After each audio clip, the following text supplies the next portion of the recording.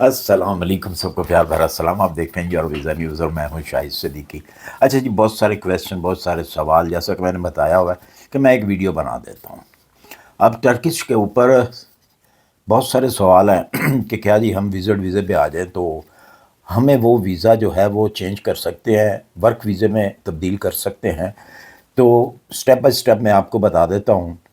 بہت سارے ایسے سوال ہیں جی، سیلری کتنی ہوگی، کتنے پیسے ہم کما سکتے ہیں، اور اس کے اندر جو ہے ہمیں رہائش بھی دی جائے گی، کھانا وغیرہ جو ہے وہ دیا جاتا ہے یا نہیں دیا جاتا۔ تو ان ساری شارٹ سی ویڈیو ہے یہ، تو یہ ان لوگوں کے لیے ہے جو لوگ ترکی کے بارے میں جاننا چاہتے ہیں یا جو ترکی آنا چاہتے ہیں۔ تو سب سے پہلی بات تو یہ ہے جی کہ جو پہلا سوال ہے کہ اگر وزٹ ویزے پہ ترکی آتے ہیں تو اس سے ہم وہ کنورٹ کر سکتے ہیں؟ جی بالکل آپ کنورٹ کر سکتے ہیں۔ اگر آپ کو جاب مل جاتی، وہ کام مل جاتا ہے، تو آپ اس کو ورک ویزے میں چینج کر سکتے ہیں۔ اچھا، بہت سارے لوگوں کے یہ بھی سوال ہیں، زیادہ تر جو سوال آتے ہیں وہ یہ آتے ہیں کہ کیا ہم ترکی سے لیگل طریقے سے یورپ میں انٹر ہو سکتے ہیں؟ تو میں صاف آپ کو کہہ دیتا ہوں کہ آپ لیگل طریقے سے اگر انٹر ہونا ہے تو بالکل ہو سکتے ہیں۔ وہ لیگل طریقہ کیا ہے؟ وہی طریقہ ہے جو آپ اپنے پاکستان سے لیگل طریقہ کرتے ہیں، مطلب ویزا لے کے۔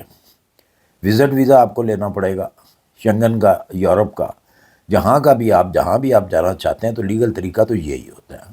اگر آپ کہیں گے جی ڈنکی لگا کے، تو ڈنکی لگانا اب بڑا مشکل ہو گیا ہوا ہے، اور نہ ہی ڈنکی لگائی جائے تو بہتر ہوتا ہے، کیونکہ اب وہ چیز پہلے والی نہیں رہی جو ترکی کے اندر ہوتی تھی، وہ ختم ہو گئی ہوئی ہیں چیزیں۔ تو اس لیے ڈنکی لگانا بالکل بھول جائیں۔ لیگل طریقے سے ہی آپ نے آگے جانا ہے۔ اگر جانا ہے تو لیگل طریقہ وہی ہے کہ آپ ویزا لیں گے، اپنے تمام ڈاکومنٹس جو ہیں وہ جمع کرائیں گے، بینک سٹیٹمنٹ آپ کی ہونی چاہیے، وہ تمام وہی چیزیں ہوں گی جو آپ کو پاکستان سے یا انڈیا سے چاہیے۔ اب بات کرتے ہیں جی کہ جو لوگ کہتے ہیں جی کہ ہمیں کتنی سیلری ملے گی، اور اس سیلری کے بارے میں بتائیں جی۔ آج کل جو سیلری چل رہی ہے، آپ کو پتہ ہے کہ لیرے کی قیمت بھی ڈاؤن ہو چکی ہے۔ آج کل جو سیلری مل رہی ہے وہ 22,000 سے لے کے 23,000۔ اگر آپ کوئی اسکل نہیں جانتے، کوئی کام نہیں جانتے، تو تقریباً فیکٹری کے اندر کسی فیکٹری میں آپ کام ڈھونڈ لیتے ہیں تو آپ کو اتنی سیلری مل جاتی ہے، جو کہ میرے خیال میں پاکستانی تقریباً 1.5 لاکھ روپیہ بنتی ہے۔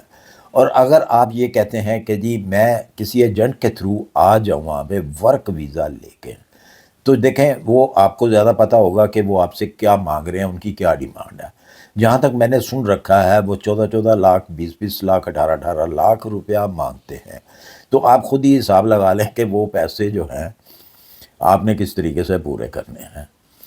تو یہ آپ کا معاملہ ہے، آپ دیکھ سکتے ہیں۔ اگر کوئی اتھنٹک آپ کو ایجنٹ ملتا ہے تو کتنے پیسے وہ لیتا ہے، تو کیا آپ اس کو افورڈ کر سکیں گے یا نہیں کر سکیں گے؟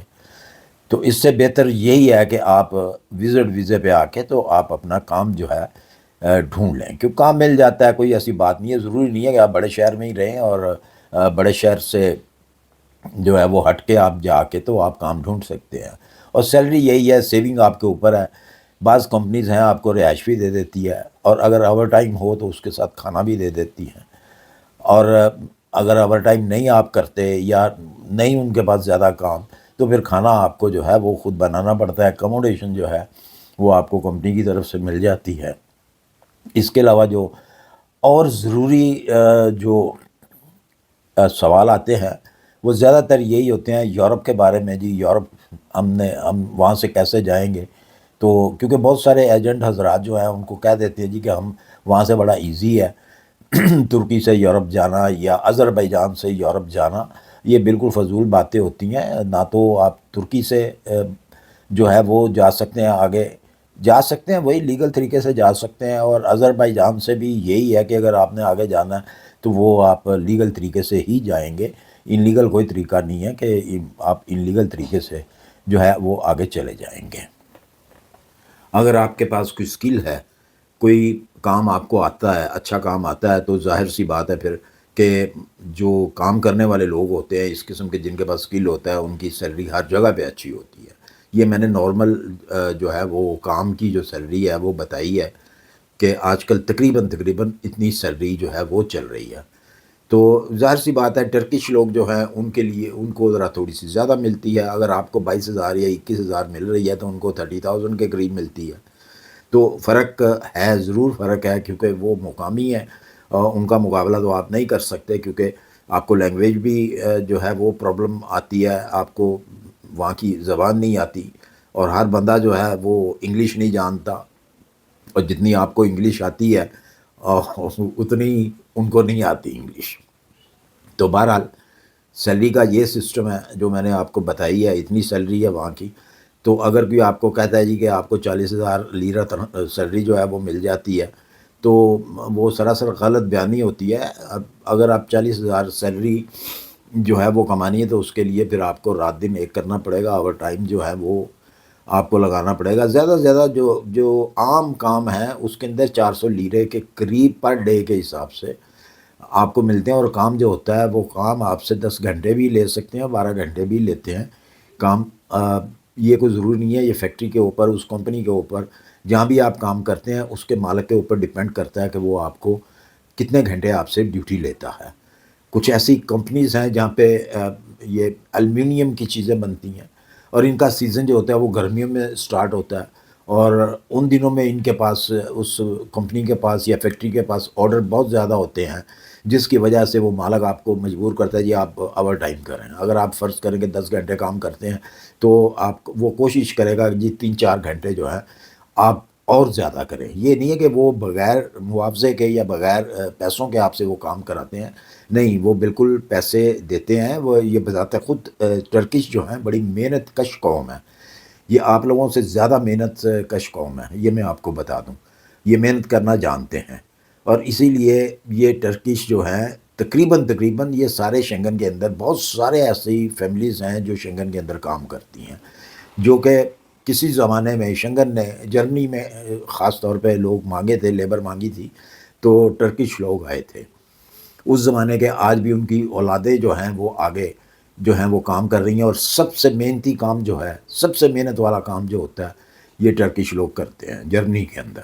تو ظاہر سی بات ہے کہ اگر یہ جرمنی کے اندر کرتے ہیں تو اپنی کنٹری کے اندر بھی محنت والا کام کرتے ہیں، تو اس لیے بھی ان کی سیلری کچھ زیادہ ہوتی ہے.